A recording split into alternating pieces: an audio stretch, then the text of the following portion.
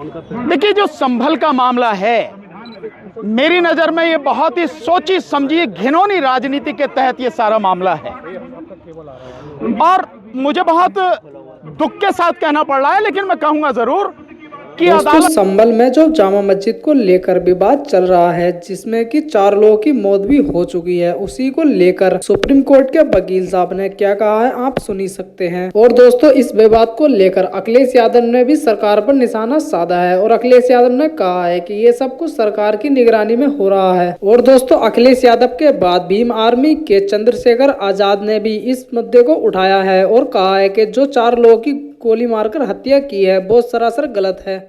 के बिना उसी दिन तत्काल आदेश करती है। और बड़े मजेदार बात देखिए कि इधर आदेश पारित हुआ और शाम तक जो है एएसआई के लोग सर्वे करने पहुंच भी गए। इससे ज्यादा और सुनियोजित षड्यंत्र और क्या होगा, घिनौना षड्यंत्र क्या होगा, क्योंकि उन्हें मालूम है कि अदालत जा रहे हैं, वहां से आदेश मिलेगा और आदेश मिलेगा तुरंत उसे लेकर वहां पहुंच जाएंगे। ऐसा वेल प्लान तरीके से होता है, बिना उसके नहीं होता। और इसीलिए मैंने कहा कि अदालत भी इससे शामिल है। दूसरी बात, और जो एक बात मैं कहना चाह रहा हूं कि चलिए, जब 19 तारीख को सर्वे हो गया तो फिर 24 तारीख को सर्वे का क्या मतलब था। और सुबह 6 साढ़े 6 बजे पहुंच गए सर्वे करने।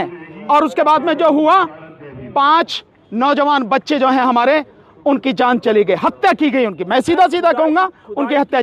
पहले सवाल का जवाब ले लीजिए यार, इसीलिए मैंने आपसे कहा पहले जवाब आने दो, उसके बाद में जो आप सवाल पूछना।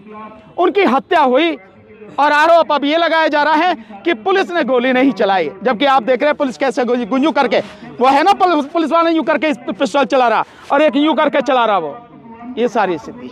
लेकिन पुलिस कमिश्नर ने इनकार किया है सर कि पुलिस की गोली से आपने कभी देखा है कि कोई अपराधी ये कहता हो कि मैंने अपराध किया है? सर, खुदाई का जो मसला है कि जो एएसआई खुदाई कर सकता है कि नहीं कर सकता? नहीं कर सकता। जो संविधान में जो कानून है बना हुआ 1991 का, वो किसी को भी इजाजत नहीं देता कि आप उसमें एक कदम भी रखें इस नियत से कि आप उसका सर्वे कर रहे हैं, कुछ कर रहे हैं। वो कानून पूरी तरह से रोकता है।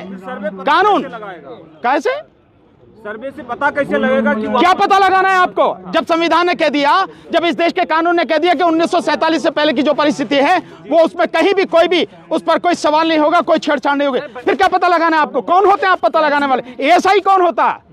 तो क्या इसके पीछे कोई बड़ी साजिश नजर? मैंने बताया बाकायदा साजिश है और बड़ी घिनौनी साजिश है।